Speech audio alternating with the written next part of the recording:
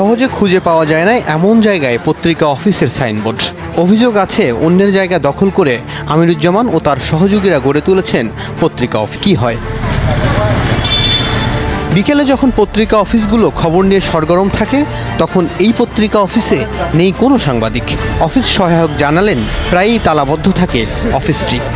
বিভিন্ন রিপোর্টাররা বিভিন্ন হাতে তুলে দেয়া হতো পরিচয়পত্র।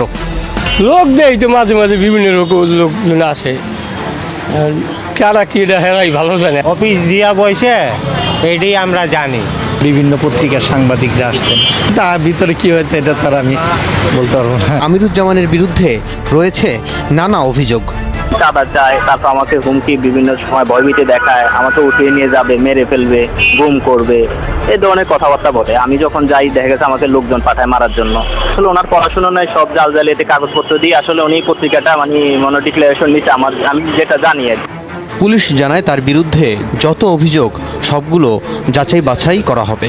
বাসাটা দখল করার জন্য সে ভুয়া কাগজপত্র দলিলপত্র তৈরি করে বাসাটা গ্রাস করার চেষ্টা করে।